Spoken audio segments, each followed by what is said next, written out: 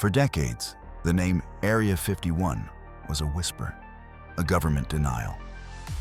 But then, it was revealed as a testing ground for classified aircraft. A controlled narrative? But what if that truth was merely a diversion? A curtain drawn to hide a far more terrifying reality. A secret so profound, so horrific, that the very mention of its name is still forbidden. And the consequences of keeping this secret?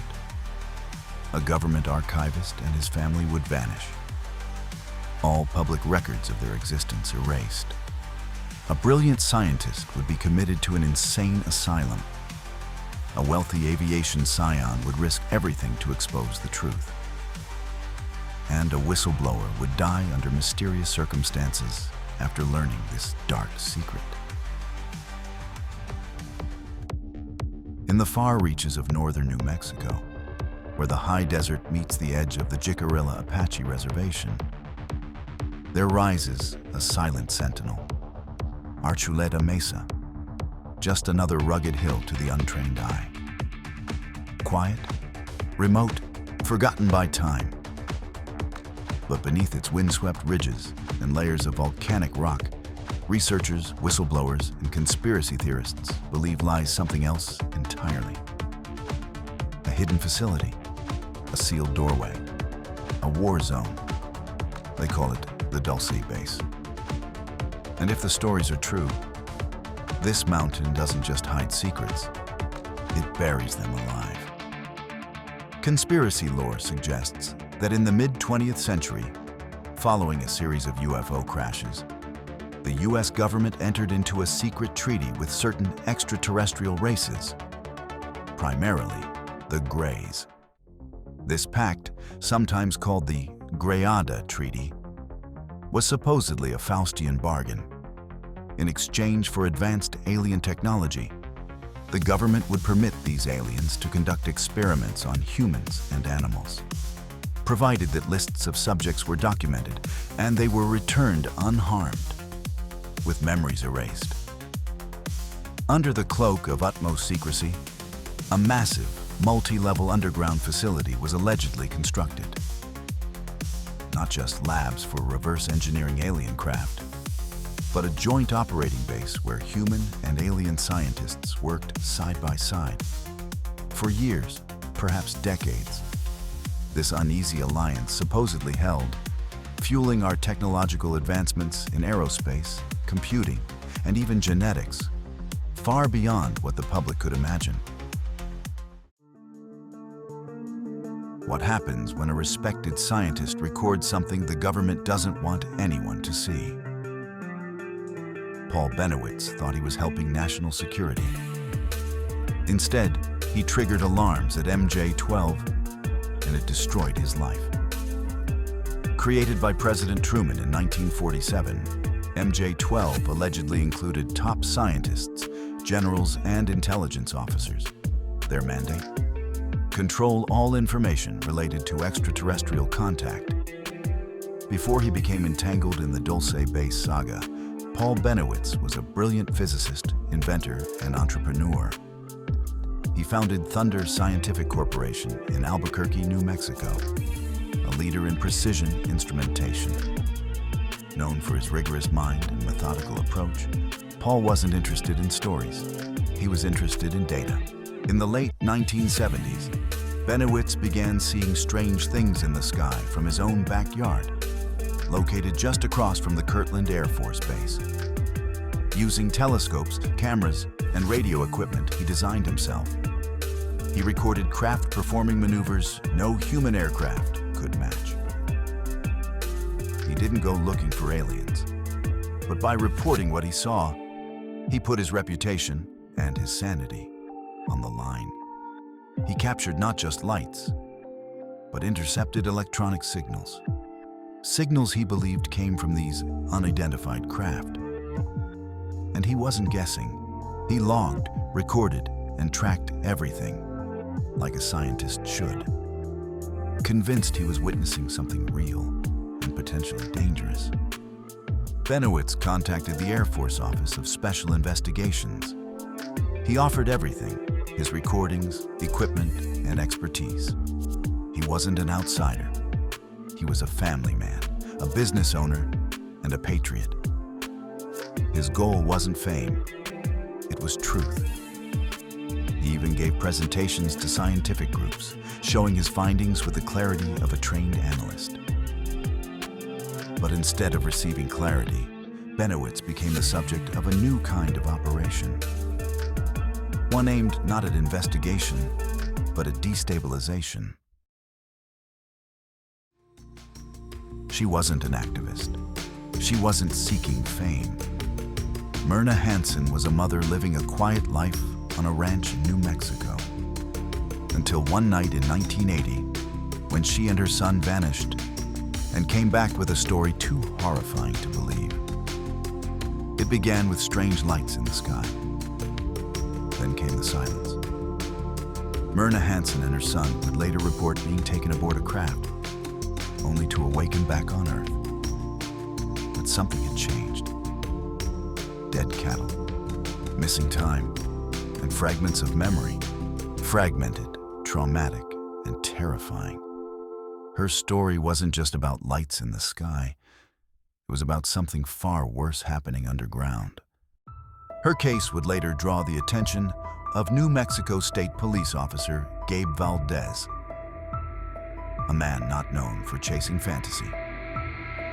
While investigating the growing cattle mutilation and disappearance mystery in New Mexico, he would connect one of America's strangest abduction cases to something even darker, deep beneath the ground.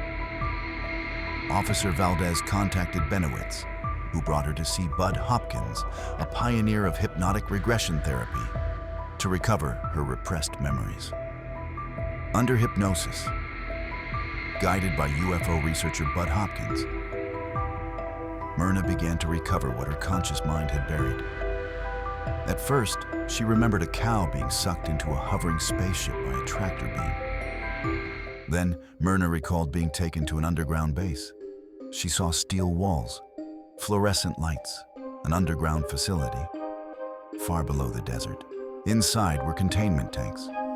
Floating within them, disembodied forms, body parts, and disturbing hybrid creatures. She recalled a room full of fluid-filled chambers. One held what looked like a child, but it wasn't human. Then, she recalled having been given an implant by the aliens. What she described was not just abduction, it was experimentation, a program that appeared to involve both alien beings and human collaborators. October 24th, 1980. Bennewitz sends a detailed report to the U.S. Air Force, including photographs, film footage, signal recordings, and Myrna's recollections of abduction, alien encounters, underground secret bases, human experimentation. The Air Force didn't shut him down. They sent in Richard Doty, Special Agent for the Air Force Office of Special Investigations. He fed Bennewitz stories of underground alien bases, of genetic hybrids, of a war hidden beneath the New Mexico desert. Bennewitz believed he was uncovering the truth, and now, leaked government intel confirmed his suspicions. But was this faked intel or raw truth? He had stumbled onto the forbidden secret alien bases in Dulce, New Mexico. Secret deals for alien tech in exchange for land, cattle, and human experimentation. Was MJ-12 involved? Did they know the truth would actually make Bennewitz unstable, paranoid, effectively silencing him? He would be committed to an insane asylum in 1988. Paul Benowitz, the scientist, had unknowingly become the first casualty of psychological warfare, waged by his own government. Some say he was misled. Others believe he stumbled into the greatest cover-up in American history. But one thing's certain, his claims of signals, ships, and secret installations opened the door to the Dulce nightmare. And what came next was even stranger. Phil Schneider stood on stage with missing fingers, burned scars across his torso, and a message he could no longer keep inside. "There's a war happening beneath our feet," he said. And he was one of the few who lived to tell about it.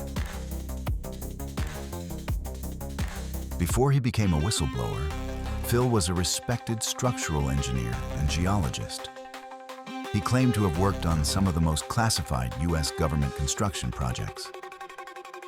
But his story wasn't just about concrete and steel. It was about something buried far deeper. Even his lineage, he said, held secrets. His father, Captain Oskar Schneider, a former German U-boat commander turned U.S. Navy insider, allegedly worked on post-war nuclear programs. Not just a military legacy, but a bloodline tangled in the hidden machinery of deep state operations.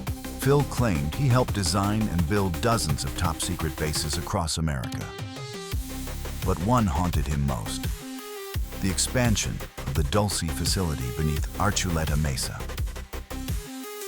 In 1979, during excavation, his team allegedly broke into a pre-existing cavern. But it wasn't empty.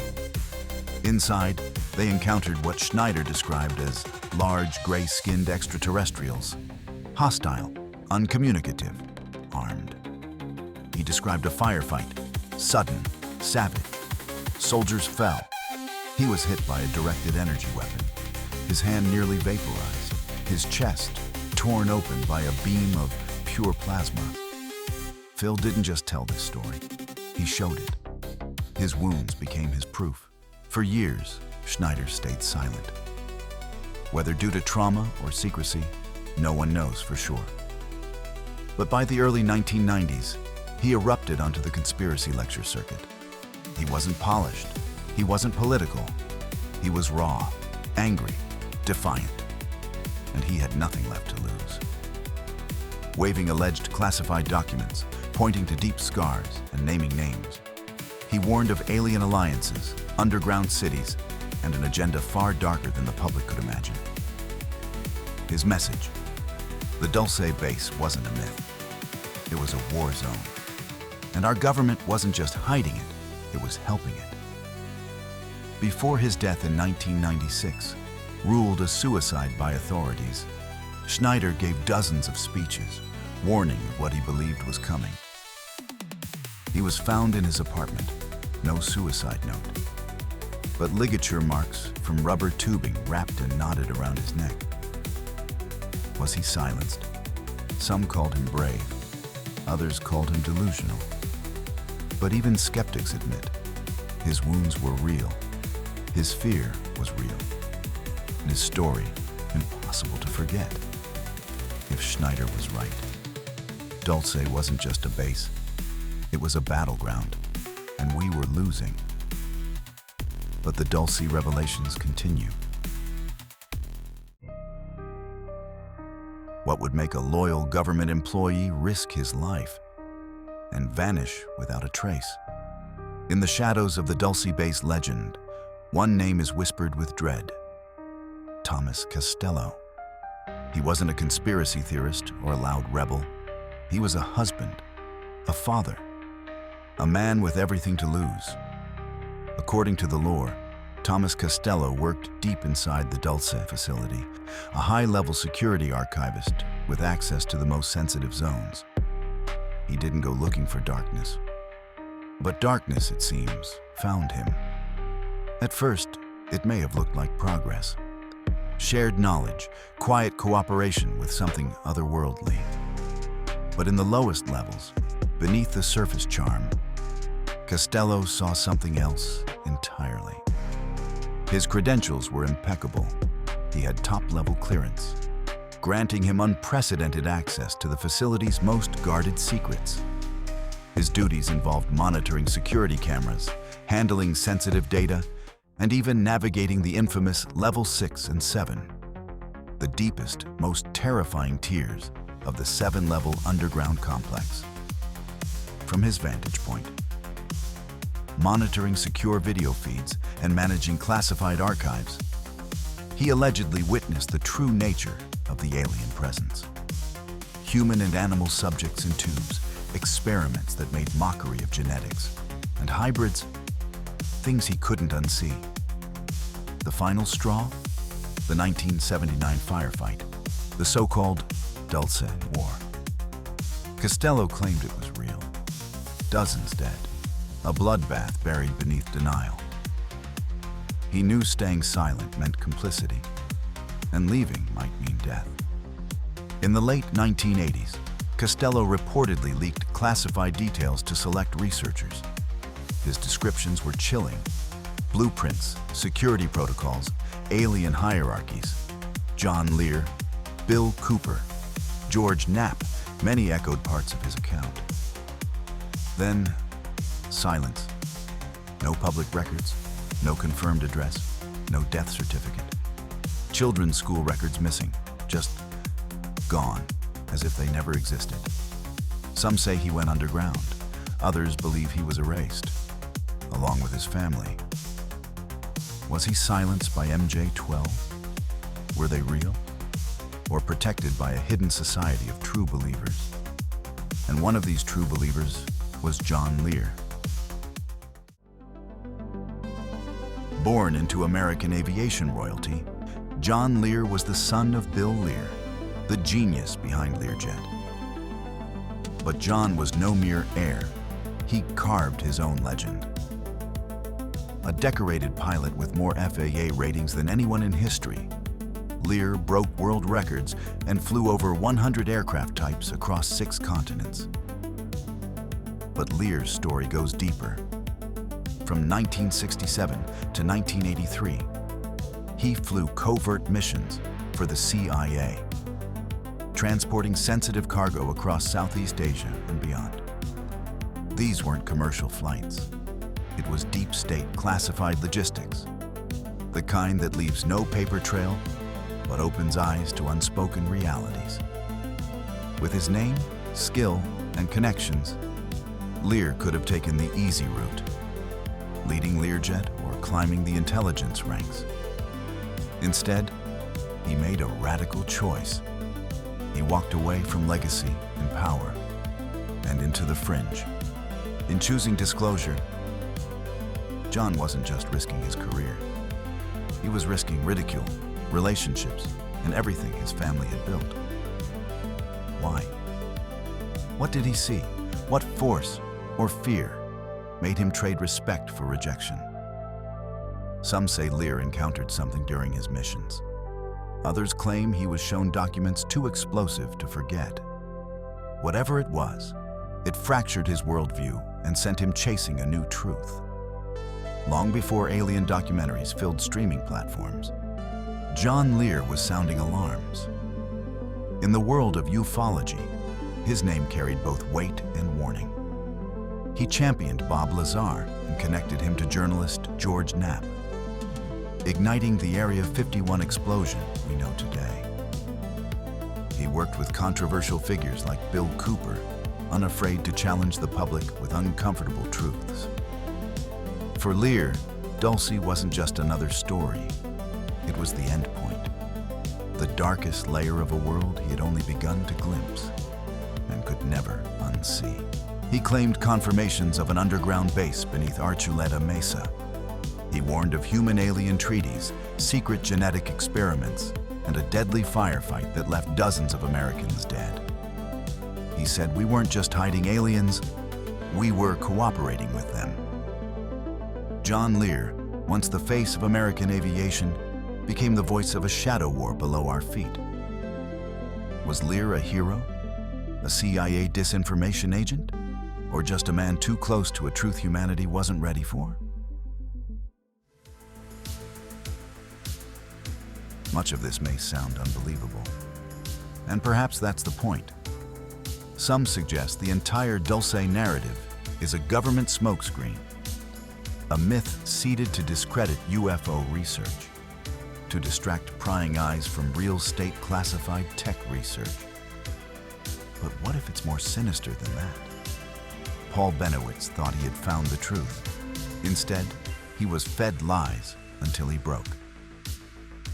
Phil Schneider thought he was serving his country. Instead, he may have died for what he said. Is it all fiction? Or fiction designed to hide fragments of terrifying truth? From the alleged human-alien treaties to the terrifying firefight, the Dulce Base remains one of the darkest, most disturbing corners of the UFO conspiracy landscape. It paints a picture of a hidden war fought beneath our feet, where humanity grappled with forces it barely understood. What does it mean for us if such a place exists?